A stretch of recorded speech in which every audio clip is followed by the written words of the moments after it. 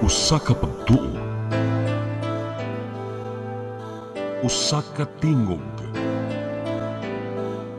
usa ka katawhan.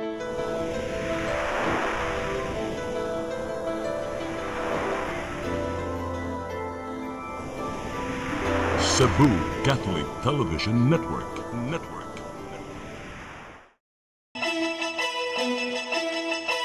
Uluhan sa mga balita sa Sayri 47. Mga tunghaan sa dakbayan sa Mandaue, gisusi na sa Comelec pagpangandam sa midterm elections. Lagda kabahin sa paglikay sa mga bugat nga powerbank sud sa eroplano gihangop sa Mactan Airport. Mga nasunugan sa Barangay Lahog ning dakbayan sa Sugbo, malaumon nga makabalik gihapon sa Gipuy-ang Luna. Live-in partner nga giingong namaligya og bag-ulang gihimugsong bata pasakaan og kaso sa Cebu City PNP. Sugbo, Kabisayan ug Mindanao ug katawhan kutos maabot sa tong Sibya sa tibuok kalibutan mayong hapon. Live kita karon sa CCTN Channel 47 ug kini ang tulumanon sa nagunang kasayuran nga angay natong masayran. Sa nga ni Attorney Danica Caballes, ako si Dennis Tabar ug kini ang Sayri 47.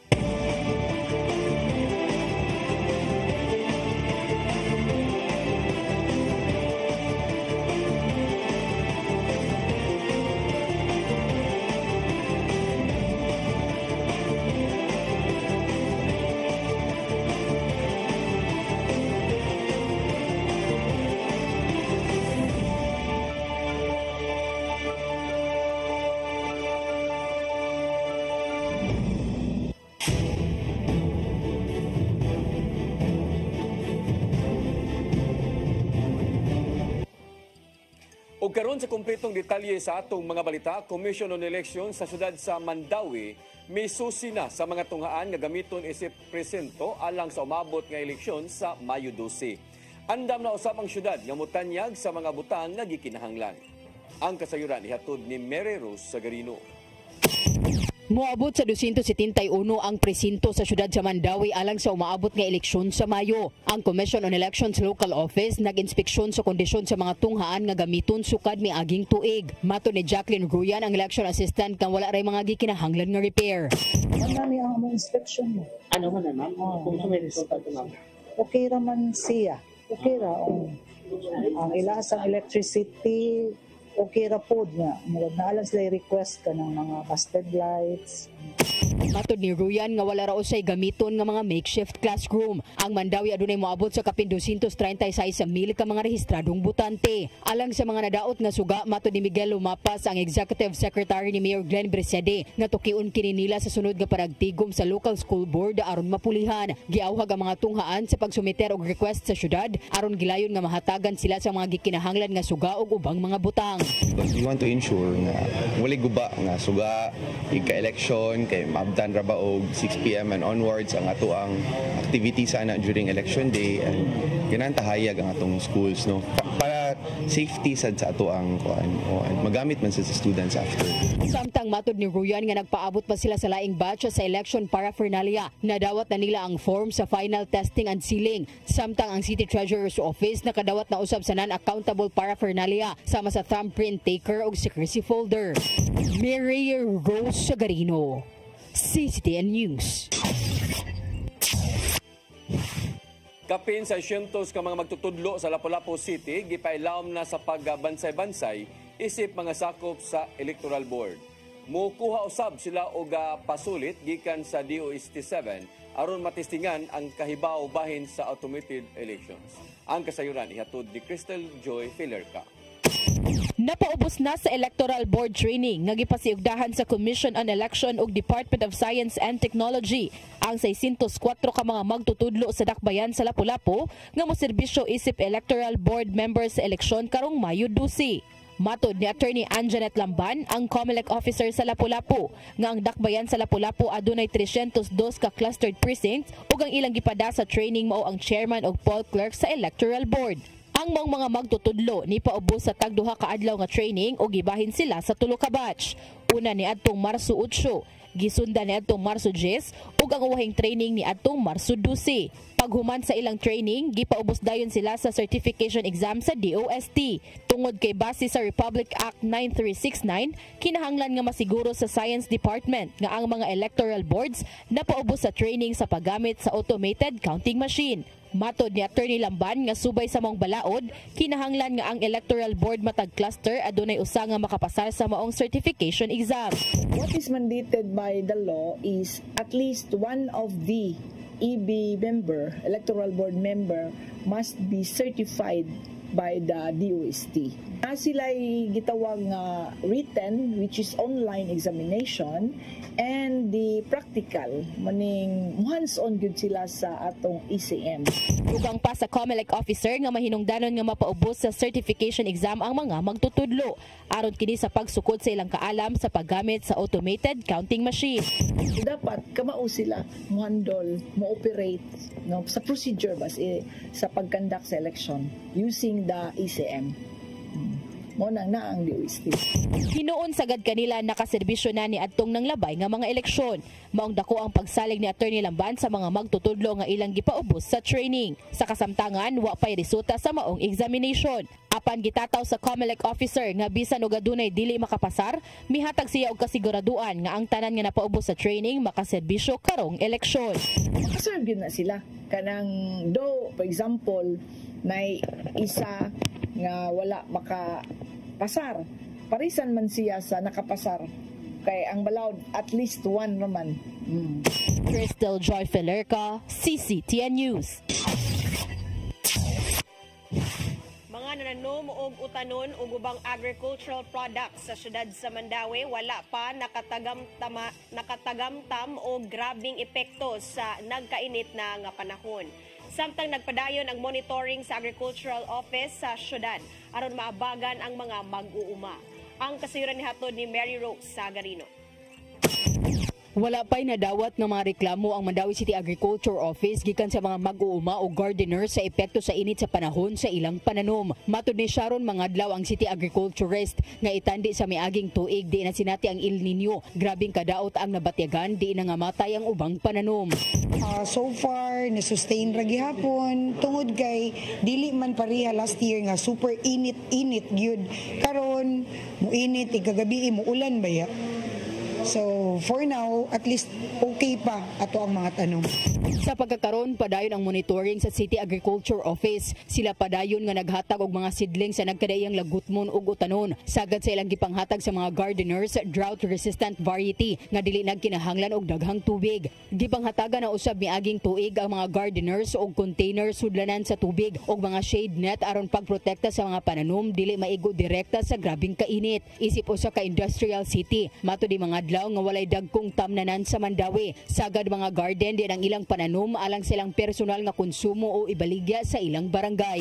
If naay mga project like construction, mag-construction worker sila. If mahuman ang project, balik sila garden, farming. So, unlike sa mga probinsya nga farmer yun ka. Kay mao ilang livelihood. Diri daghan man sila kapaingnan, kay daghan man tagang companies. Mary Rose Sagarino, CCTN News. Barato nga bayranan sa kuryente sa Malapascua Island, lauman sa mga residente ug mga magpapatigayon tungod sa gihimong lakang sa Kapitolyo. Nasayran nga mas barato kini itandi sa karaan nilang supplier. Ang kasayuran ni hatod ni Gian Navarro. Tuyong mibiyahe paingon sa Malapascua Island, lungsod sa Danbantayan ang mga kadagkuan sa Cebu Provincial Government kagahapon. Kini aron ipaibaw ang ipatumang baratong bayranan sa kuryente karon ang Kapitolyo na mo'y nag-intervene niini. Ubos sa Provincial Ordinance No. 2025-01, mukabat lang sa 16 pesos o 80 centavos per kilowatt hour ang power rates nga kolektahon sa Cebu Electric Cooperative 2 kon Sebeco 2. Mas barato kini itandi sa 23 pesos per kilowatt hour gikan sa kanyatong supplier nga Power Source Philippines Incorporated kun PSPI. May namdumang giwagtang ni Gobernador Gwen Garcia ang kontrata sa PSPI og nag-intervene ang Kapitolyo sa supply sa kuryente. Wala una nangolekta ang Sebeco 2 og bayranan sukad gisugdan sa Kapitolyo among lakang niadtong Agosto 2024. Wa pa may makakolekta kay ngano man ang dunay katungod nga mga ahensya sa gobyerno katong ako nang gihisgutan wala pa usab makapahimutang og unsaon apan sila midawat sa sitwasyon nga emergency kadto nga mo tong sud ang probinsya sa Sugbo kay kining inyong inahan di na makaantos nga magtan-aw pa ninyong nagpadayon sa antos nagguba na ang atong turismo. Gawas sa baratong bayranan, kolektaw nusab sa Kapitolyo ug Sebeco 2 ang bayranan sa kuryente gikan niadtong Agosto 6, 2024 hangtod February 24 ning tuiga ubos sa installment basis. Ubos sa gipatumang ordinansa, ipaagi kini sa amortization sulod sa 24 ka buwan. Gitataw hinuon ni Garcia nga walay negosyong may tabo karong ang Kapitolyo mo'y nangunay sa paghatag og igong supply sa kuryente. Kung ayon yung bayranan, so kada tong Agosto hangtod Pebrero 24 mo na cut off na to permin. Moabot og inta 1,000 inyo nang i-amortize divided by 24 months ipatong sa karon nga billing nga among ihatag. Naunang masugdan ng koleksyon sa bayranan sa kuryente karong April billing period. Samtang gisusi na mismo sa kadagkuan sa Kapitolyo og Sebeco 2 ang mga generator sets aron masigurong walay putol ang supply sa kuryente lukop isla. Gihimo among intervention human natagamtaman sa mga taga Malapascua Island ang sagunson nga brownouts gikan sa nangagi nilang supplier. Gian Navarro, CCTN News. Gihangop sa kadagkuan sa Mactan Cebu International Airport ang inisyatiba sa mga airline companies sama na lang sa paglikay sa mga bugat nga power banks. Muabot sa unong ka mga kompanya ang nisunod sa mando gikan sa Civil Aviation Authority of the Philippines kun kaap din ginid-an ang mga power banks nga mulapas sa 160 watt hours. Gipatuman kini alang sa domestic ug international flights ug hayan malikayan kung aron malikayan ang mga insidente sa sunog sa higayon nga mo overheat na ug bubuto ang maong mga matang sa battery. Gikalipay ni MCIA General Manager Julius Nere Jr. ang maong inisyatiba apan magpaabot pa sila sa opisyal nga guidelines gikan sa kaap aron hayan nga mapatuman sa tanan nga mga flights. Nakigalayon karon ang kaap sa uban nga mga airline companies alang sa paghimo og lagda bahin sa paglikay sa mga dagkong power banks.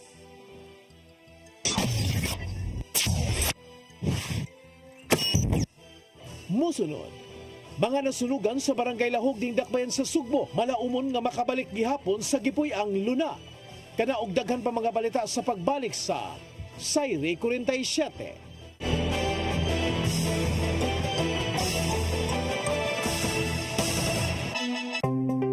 Discover the beauty of the Philippines.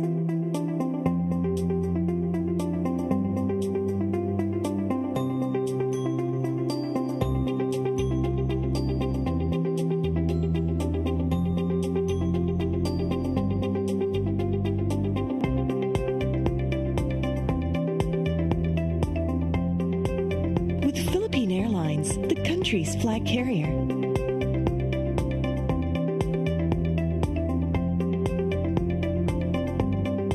The airline that lets you feel the warmth of the nation.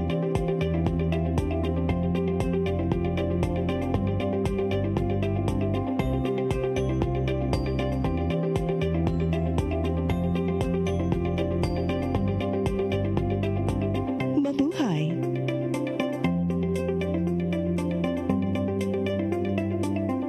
Kaiba sa mga politiko, matagal nang ginagawa ni Ariel Quirubin ang ipaglaban tayo. Kahit sariling buhay inaalay. Ngayon, iba ang laban. Pero tuloy ang misyon ni Ariel Quirubin, ang ipaglaban tayo. Kung medalya ang sukatan at hindi pera, si Ariel Quirubin ang ating bayani na karapat-dapat sa Senado. Pag may Ariel Quirubin sa Senado, may bayani tayo sigurado.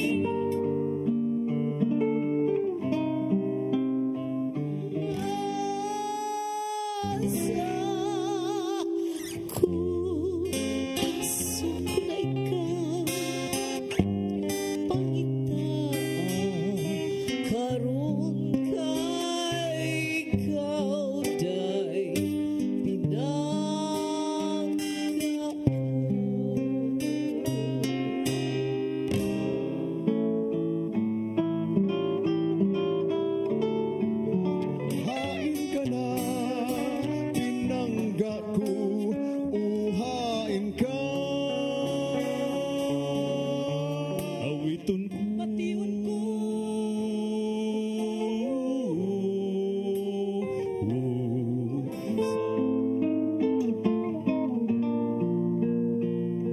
Dihay Pinay namin yo og hapon.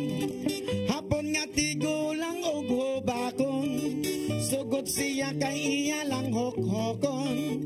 Og iya lang oto-otoon.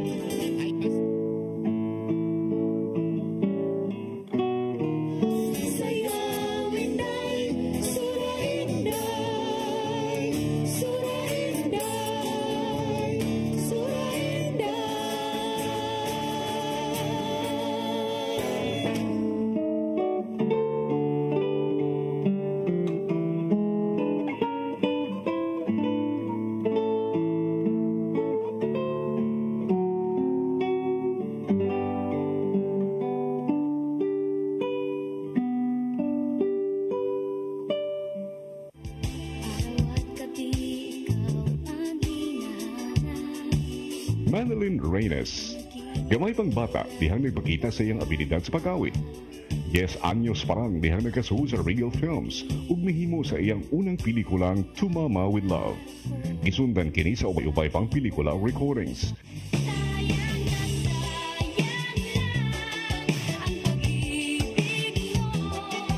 Siya gibunyagan sa titulong Star of the New Decade. Siya mo'y kinabataang singer na mihimog major concert sa Araneta Coliseum. Gisundan kini sa laing major concert sa Ultra Stadium. Sa iyang kapin sa 25 katuig sa show business, si Manalyn Reynes kanunay migahin sa iyang panahon sa iyang pamilya. Manalyn Reynes, karbo sa Subo. Subuano ni.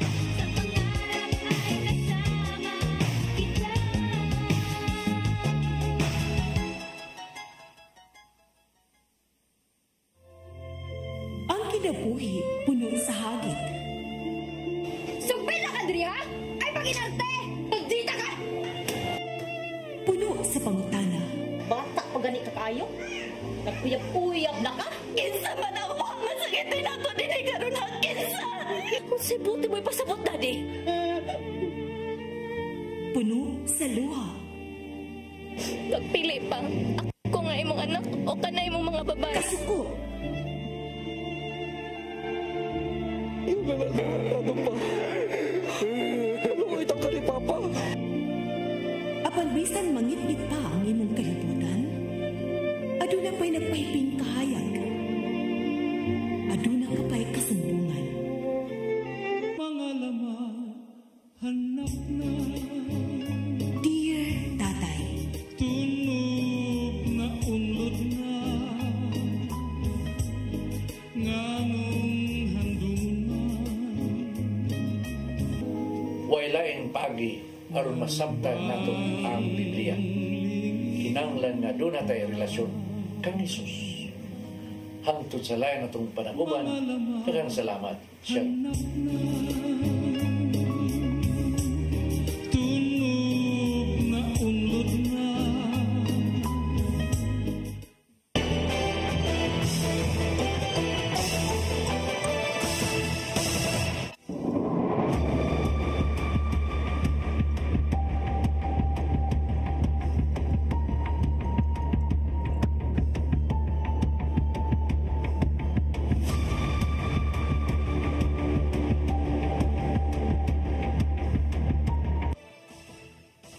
Balik sa ato mga balita, kanhi Presidente Rodrigo Duterte nagpabiling maayo ang kondisyon ug maka-adjust na kung naka-adjust na sa samtang gikustudiya kini didto sa Dahig. Samtang gihangyo usab sa mga opisyal sa Pilipinas ang Korte Suprema ngay basura na lang ang habeas corpus nga petisyon gikan sa pamilyang Duterte. Ang kasayuran ihatod ni Mererus Sagarino. Anaa pa sa maayong kondisyon si kanhi Presidente Rodrigo Duterte human siya gida sa tambalanan sud sa Hague Penitentiary Institution. Kini ang nahimong pagpaambit ni Vice Presidente Sara Duterte ato sa iyang pagduaw sud sa The Hague sa Netherlands. Mato ni Duterte nga nakapahiluna og tarong ang iyang amahan taliwa sa natagamtamang bugnaw nga temperatura. Samtang gitagad usab sa doktor ang mga tambal nga gikinahanglan sa kanhi opisyal. Naka-adjust hinuon ang kanhi Presidente dulan usa ka semana ang nakalabay human gikustudiya sa The Hague sukad sa iyang iyang pagkasikop. Paano? It's style eh. Hindi ko alam kung... Marami na po siya nakakausap na ibang detainee. Like, ano po na witness niyo? He's very friendly with people inside. So, mayroon na silang banter eh. So, nakita niyo mismo yung dog ng kanyang no, hindi kami allowed. Doon lang kami sa visitors center. So sabi niya, ano daw, wala din naman siyang ginagawa pa because he's at the moment retired. Wala pang election, so hindi pa siya mayor. So he might as well just stay inside. Dugang pa sa Vice Presidente nga gihangyo mismo sa amahan ang ubang sakop sa pamilya nga kung mahimo likayan lang una sa pagbisita sa Dahig. At sabi niya na wag na pumunta dito dahil wala naman daw silang gagawin dito unless gusto daw nilang sumama doon. Kung gusto daw sumama. Gawa sa Vice Presidente, miduaw usab ngadto kang Duterte silang attorney Nicolas Kaufman nga leader usab sa defense team o kanhi Executive Secretary Salvador Medildia. Apan kagahapon kalit lang nga naglain ang pamati sa lawas ni Medildia maong gidasya sa tambalanan sa wala matinong hinungdan. Dako usab ang pagsalig ni Kaufman nga mapanalipdan niya ang kliyenteng si Duterte nga sama usab sa ubang mga high-profile personalities nga nahimo niyang kliyente. I'm very confident of the strongest defense possible, and I'm very confident that he will be acquitted, indeed, even at the earliest stage possible. Can we wait for the September 23 confirmation of charges hearing anymore? We will be filing all necessary applications in due course. I'm not prepared to comment on the defense strategy at this moment in time. Sa laing bahin, gihangyo sa kagamhanan sa Pilipinas ang Korte Suprema nga ibasura na lang ang mga petisyong giduso sa pamilyang Duterte aron ibalik sa Pilipinas ang kanhi presidente. Gipanguluhan sa Department of Justice ang maong hangyo ngadto sa Korte Suprema pinaagi sa consolidated compliance. Gihimugatan nila nga walay gamit ang petisyong giduso sa pamilya tungod kay walay legal o physical custody sa kanhi opisyal. Mary Rose Sagarino, CCTN News. Mga nasunugan sa Barangay Lahog, syudad sa Sugbo, naglaom nga makabalik sa ilang gipuy-an sa labing daling panahon. Natagan hinuon sila og dugang panghinabang gikan sa mga regional directors sa Central Visayas. Ang kasayuran ni Hatod Digia Navarro. Usa ang pamilya nilang Elizabeth Pamplona sa 82 ka mga pamilyang nasunugan sa Sitio San Vicente, Barangay Lahog, syudad sa Sugbo nitong Pebrero 27 sa gabi. Human sa mong insidente, nagpuyo silang kabanay sa laing dapit subay sa hinay-hinay nilang pagbangon. Bisan pa man sa mga nadawat gatabang gikan sa mga ahensya o ubang grupo, giangko ni Pamplona nga lisod ang ilang naimutangan karon ilabi na ngadto sa mga bata. Naman ni siligan nga wa maapil sa sunog, nakisaka rami kanang tulog lang ba.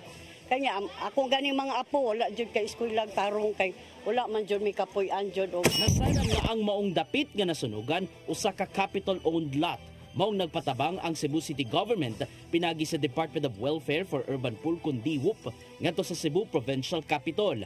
Gihangyo nila si Gobernador Gwen Garcia nga makabalik ang 41 ka mga pamilyang nasunugan sa ilang luna. Sa kasamtangan, gitugutan una ang mga fire victims nga mopuyo una sa gymnasium sa Sitio Sudlon, sulod lang sa kasimana. Laumang magkita ang kadagkuan sa Kapitolyo ngadto sa mga nasunugan alang sa kadayalogo sunod simana. Alang sa sunod pa mga lakang, apil na ang reblocking. Makikonsulta na mo ang gobernador karong 25 karong March 25.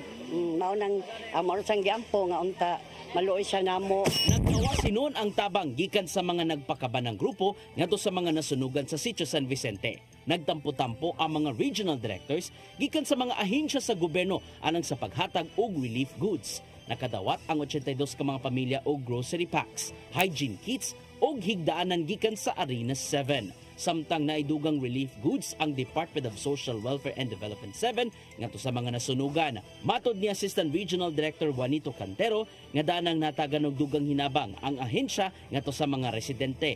Apil na ang ilang financial assistance nga tag 3,000 pesos ubos sa assistance to individuals in crisis situation kun AIX. At sa mga family food packs which usa kada kanang family niya dugang sab sa mga tabang gikan sa laing mga agencies composing the arena. Hinuon na sinabangay ang matag sektor aron makabangon ang mga nasunugan sa lahog gikan sa nasinating kahagipot sa ilang pagbati. Gian Navarro, CCTN News. Gitukod nga taytayan sa barangay Pulang Bato, siyudad sa Sugbo, gikinahanglan ng paspasan sigon pa sa mayor. Tungod kay aduna nay igong pundong gigahin sa city government nga kantidad og 29 milyones ka pesos. Ang kasayuran ihatod pagbalik ni Gian Navarro. Kinahanglan ng padalion ang pagpatiwas sa gitukod nga taytayan sa Sitio Candarong, Barangay Pulang Bato, syudad sa Sugbo. Kini ang nimong mando ni Mayor Raymond Alvin Garcia aron mahuman na ang nadilatar nga proyekto. Sa miaging simana, giyuyunan na sa konseho sa syudad ang paggahin sa city government og kapin 29 milyones pesos. Pinagi sa mong pundo, mapaspasan na ang mong taytayan nga nagsumpay sa Candarong paingon sa Tanay Road ug hayon mapadali pa ang pagbiyahe sa mga residente. Matod ni Garcia nga kinanam malihok na sa dili pa ang ting kampanya karong Marso 28 diin ipatuman ng election ban. Nasairan nga mahimong kwaon ng maong kantidad gikan sa nabiling pundo human sa giputol sa original contractor nga SBD Builders. If you asking mo tay funding gamiton ani ang savings no ang katong wa magamit sa pirmero nga contractor, whatever is left we will use that as our source of funds plus disaster funds no ang kuwang. Dugang pa sa mayor nga may musab makwaon gikan sa pondo sa Cebu City Disaster Risk Reduction and Management Office. So pila may mo gikan sa savings no mahiman pila ang gikan sa fund dili ko kahibaw but of course the budget office would know. Kala nga hinuon ang katukuran sa mong taytayan sa diyang gikuha sa city government ang SBD Builders isip original nga contractor. Maong kini na lang ang napaglantawan ni Garcia sa higayong mangita og line contractor alang sa mosunod pang mga infrastructure projects. We charge the funds and then himuon sa designer sa engineering. We have to do our due diligence. Kung kaning yutaa ba, inigagi, aning bridge, private by tagiya, public by tagiya. Kung private, manangit ba ta, what ba ta donation. It's really a very long process. Gian Navarro, CCTN News. Makadawat og libreng smartphones ang mga labing kabus nga nagpahimulo sa Pantawid Pamilyang Pilipino Program kon 4Ps sa Department of Social Welfare and Development. Sumapa ni Secretary Rex Gatchalian nga moabot sa 30,000 ka mga level 1 nga 4Ps members, lukop nasod ang makadawat ni ini aron masabtan ang kamahinungdanon sa financial literacy. Laumang madawat sa mga miyembro ang maong matang sa hinabang, pinaagi sa mobile wallet platform, diin mas sayon itandi sa naandang cash cards. Nakigalayon ng DSWD sa inilang telco o e-wallet company aron ipasabot ang saktong paggamit sa kwarta o cashless transactions. Gisugda na kagahapon ang pag-apod sa mga libreng smartphone sa kauluhan ug sundan pa kini sa ubang bahin sa nasod. Mudawat na og aplikante ang dakbayan sa Mandawi alang sa ilang scholarship program alang sa school year 2025-2026. Magsugod kini karong adlaw hangtod na sa Marso 31 alang sa incoming first year college students. Alang sa mga interesado nga mo-apply, mahimong mobisita sa ilang website o baka sa Facebook page sa Mandawi City Public Information Office. Ang mga qualified nga tinun-an makadawat og 17,500 pesos matag semester o 35,000 matag tuig isip reimbursement.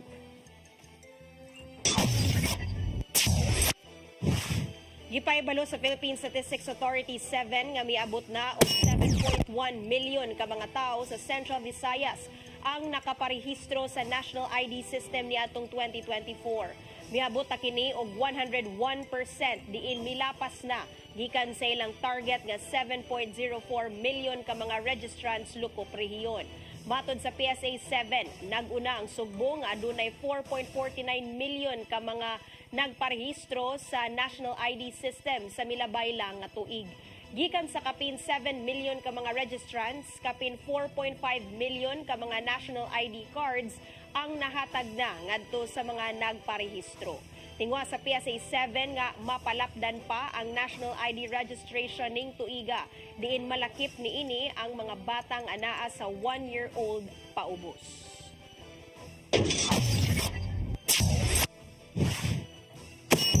Mosunod, live-in partner nga giingong namaligya og bag-ulang gihimog sung bata pasakan og kaso sa Cebu City PNP. Kana og daghan pa mga balita sa pagbalik sa Sayre 47.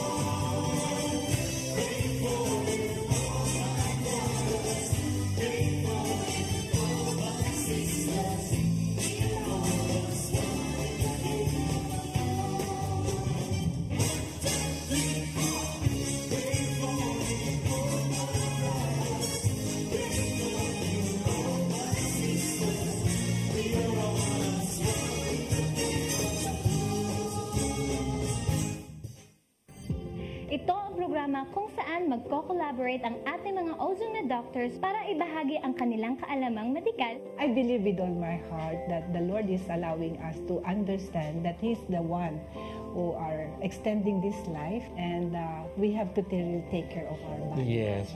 Matag episode, among ipaambit ninyo ang mga healing testimonies. Every day, pag gising ko, iisip ko kung ilang taon na lang yung itatagal ko, yung ganun.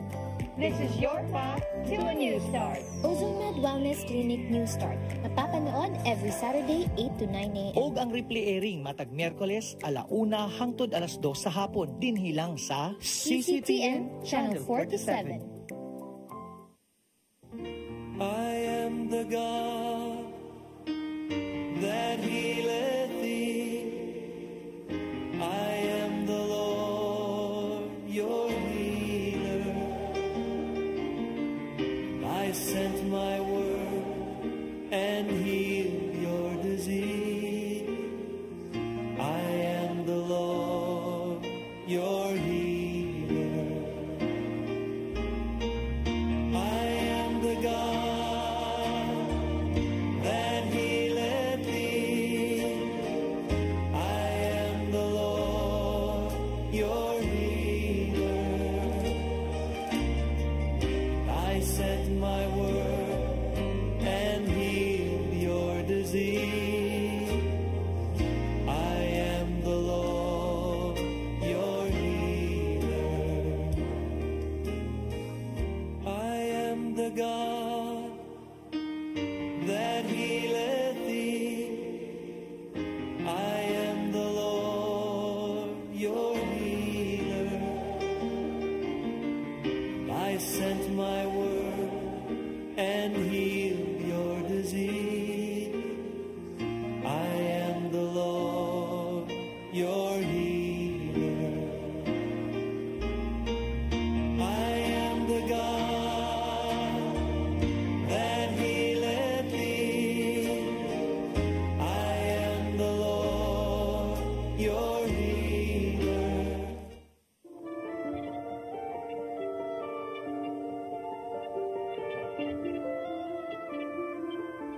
Don Pedro Cui. Tubong Barili, Cebu, ug nataw niya to Pebrero 22, 1845. Nagtunga sa Seminaryo de San Carlos ug mikuhaw nga abogasiya sa University of Santo Tomas. Human sa hamubong law practice, si Don Pedro Cui nakahukom sa bagahin sa iyang panahon sa pagpangumas sa Barili. Siya ug ang iyang igsuong si Doña Benigna wa magminyo.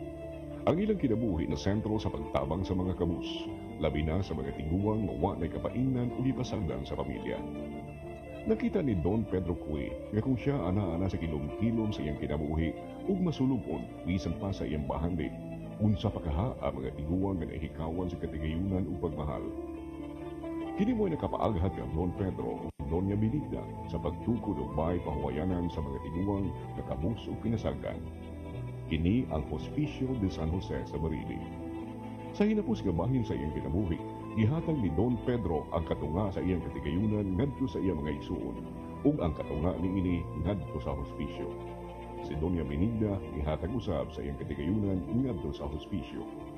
Ang Hospicio de San Jose ginagurahan niadtong Nobyembre 27, 1927. Ug hangtod karon, ang Hospicio de San Jose bukas sa mga senior citizens na walay kapainan o sagad kanila na limta ng gani sa ilang mga mahal sa kinabuhi. Ang Hospicio de San Jose, usa ka buhing handumanan sa taong responsable sa katukuran niini. Siya si Don Pedro Cui. Karmo sa Subo. Subuano ni.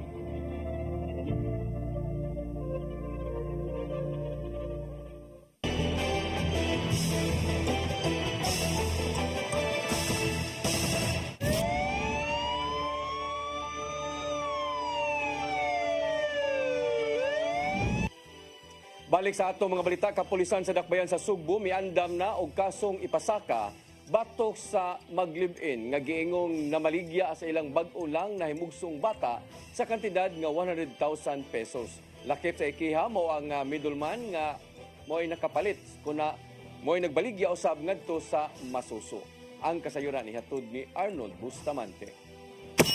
Magatubang og dakong kaso ang mag-live-in partner nga mibaligya sila nga bago pa na tawo nga masuso netong Marso 6 sa sulod sa Cebu City Medical Center kun si CMC sa kantidad nga 87,000 pesos. Unang nasayran nga 30,000 pesos lang ang nadawat sa mag-live-in partner. Apan ang pangayo sa middleman sa mopalit nini moabot kini sa 57,000 pesos. Apan sa nakuha nga impormasyon sa buhatan ni Police Lieutenant Colonel Maria Teresa Makatangay pinagi sa Women and Children Protection Desk sa Cebu City Police Office nga moabot gyud sa 87,000 pesos ang nahatag sa mopalit sa mga bata sa gawa sa CCMC ug sila usab ang bibayad sa billing nini sa Tambalanan. Initial information revealed that it may be like around 100,000 or more, no? Depende because nakakwarta sila og around 80 plus thousand separate from the billing ilang gibayaran ani nga pampubliko nga hospital para ma-discharge ang mga bata. Pagka Marso 7, 2025, nadagpan ang duha sa kaso sa illegal gambling human maabtan sa mga sakop sa Mambaling Police Station nga nagduwag tong AIDS. Apan naukay ang mga residente sa Rapid sa dihang ang anak nini nga babae ang nanugid sa mga silingan nga makaangko na siya og bag-ong cellular phone tungod kay gibaligya sa iyang inahan ang iyang manghod nga bag-o pang natawo. Tungod nini dali nga mipahibaw ang silingan ngadto sa barangay sa nakuha nga impormasyon ug sila na ang mi-report ngadto sa Department of Social Welfare and Services sa kagamanan sa Dakbayan sa Sugbo. Sa mga adlaw Marso 7, gilusod usab dayon ang pag-rescue sa masuso sa balay sa mga nakapalit niini dito sa Barangay Guadalupe ug naa kini karon sa kustodiya sa kagamanan sa Dakbayan sa Sugbo. Ato ang WCPD nangoron sa investigation ani sa pag-consolidate sa tanan ng mga ebidensya, sa tanan nga statements ani nga mga tawo nga involved, no? Especially sa katong mga niresponde ani nga mga insidente. Nihimo pa usab sa ilang lawom nga investigasyon ang WCPD sa CCPO uban sa DSWS o Cebu City Medical Center kung kinsa pa ang nalambigit sa krimen pinagi sa pagsubay sa mga kuha sa CCTV camera sa maong Tambalanan. Mato ni Makatangay nga lakip silang susihon kung ang record sa bata sa sulod sa Tambalanan nakapangalan na ba sa nakapalit nga maoy nagsilbing inahan niini aron nga laing kaso na usab ang atabangon nini ngadto sa korte. We're looking into cases of violations sa pertinent sections of the anti-human trafficking law, both sa nagbaligya nga bata and those who participated either as accomplice or accessory no ani nga mao nga hitabua and appeal to nga who benefited from this. Appeal po sila. And we're looking into the possibility, of course, of kung naabay simulation of birth. So that's also another case that we might probably pursue. Isaad na ang management sa CCMC nga andam sila nga makigalayon sa himuon nga investigasyon sa kapulisan na rumasayran kung kinsa pa ang nalambigit sa mong krimen o nga mapanubag ang naghimo niini. Arnold Bustamante, CCTV. Ganti nga mokabat sa 100,000 pesos gitanyag alang sa makatudlo sa nahimutangan sa nipatay sa usa ka babay sulod sa jeep sa dakbayan sa Lapu-Lapu niadtong Disyembre. Mayor Ahong Chan, suma ni Mayor Ahong Chan nga adunay mga nagtampo-tampo alang sa daling pagkasikop sa sospek. Ang kasayuran ni hatod ni Crystal Joy Felerca. Sa Facebook post ni Mayor Junard Ahong Chan kagahapong adlaw, nagtanyag kini og 100,000 pesos nga cash reward alang sa kadtong makatudlo sa nahimutangan sa suspect sa pagpatay sa usa ka babae sulod sa modern jeep ni adtong Disyembre 28 tuig 2024 sa Barangay Ibo, Dakbayan sa Lapu-Lapu. Kini human nga ang gitumbok nga suspect nga si Robert Raymond Aligado, taga Carcar City. Nalutsa na og warrant of arrest ni adtong Marso 11 nga gi-issue ni Honorable Ana Marie Militante, ang presiding judge sa Regional Trial Court 7th Judicial Region, Branch 53 sa Lapu-Lapu City. Matod ni Mayor Chan nga adunay mga individual nga nagtampo-tampo para sa mong reward aron nga mas paspas ang pagsikop sa suspect ug mahatagan og hustisya ang kamatayon sa mong babae kinsa usa ka solo parent ug usa pa usab ka biktima nga nakabsen og kinabuhi atol sa maong insidente. Instead of personal money, it's somebody latag give it to us na helping us. Dili lang usa ka tawo kundi may nag-contribute yun once they sadyang ibaw-an nila na nigawas na warrant of arrest. Ni atong Enero 12, si Mayor Chan nagpost sa iyang social media account nga mutahan ang suspect ngadto sa mayor sa Dakbayan sa Carcar. Ni atong higayuna, nakigalayon pa ang pamilya sa suspect. Apan sigon pa ni Mayor Chan nga way nahitabong pag-surrender. Nangyo na tagaan lang og lugway na adlaw na sa pag-surrender na silang 5 days na dadon nila ang maong suspitsado. But wala may nahitabo. So wag gyud dayto ni surrender wala Mayor. Sukad sa pagpost kagahapong adlaw sa mong cash reward, matod sa mayor nga wa pay nakahatag kanila og impormasyon kabahin sa suspect. Crystal Joy Felerca, CCTN News. Minor de edad nakuhaan og 50 gramos nga gituoang shabu atol sa buy-bust operation sa Mambaling Police Station kagabi. Gila siya sa kapulisan isip high-value individual bisan siyang kabatan-on ug nalambigit na sa laing krimen. Ang kasayuran ihatod ni Arnold Bustamante. Usa ka 15 anyos karabutang sa listahan isip high-value individual ang nabypass kini sa mga sakop sa Mambaling Police Station alas 9 gabi dito sa sitio Puntod, Barangay Mambaling sa siyudad sa Sugbo. Ang mao nga minor de edad nga si alias Coco taga sitio Nava, Alaska, Barangay Mambaling sa siyudad sa Sugbo. Nakuha sa mga operatiba sa Mambaling Police Station ang mga puto sa kituang shabu nga motimbang sa 50 gramos nga dunay balor nga 340,000 pesos. Mato ni Police Lieutenant Colonel Maria Teresa Makatangay, Deputy City Director for Operations sa Cebu City Police Office, nga tol sa operation wala masayod ang mga operatiba sa Mambaling Police Station nga usa kini ka minor de edad. Diha na sila nasayod sa niyaga nabot na sila sa police station ug nakapakitag dokumento nga 15 anyos pa kini ug sa sunod buwan pa mag-16 nga mahinungdan nga nakigalayon dayon sila sa Department of Social Welfare and Development ug Women and Children Protection Desk alang sa himuon nga intervention. Well, at the time that he was arrested, of course ang ato mga investigador no di pag dayon na nasayod nga minor siya. So well, upon inquiry, dito na to na sayran nga minor siya. That's why a different intervention was observed, no? But it still caused alarm because sa type mode of transaction that he's doing, makonsider na to, namo siya sa tuang categorization as high-value individual. Ang DSWD ug ang WCPD misusi na sa maong nga minor de edad kung doon na may discernment sa iyang pagpabaligya sa legal nga drugas alang sa pagpasaka nini og kaso sa kadapasan Section 5 ug 11 Article 2 Republic Act 9165. Lakip silang gisubay kung asa siya magkuhaan siyang supply sa legal nga drugas ug kinsa usab ang iyang mga customer alang sa imong nga follow-up operation. Arnold Bustamante, CCTN News. Mo kantong naglangkob sa atong mga balita sa Sayre 47, ako si Dennis Tabar. Ako si Dani Kakabali, sangtod ugma sa inyong paboritong tulumanon. Sayre 47.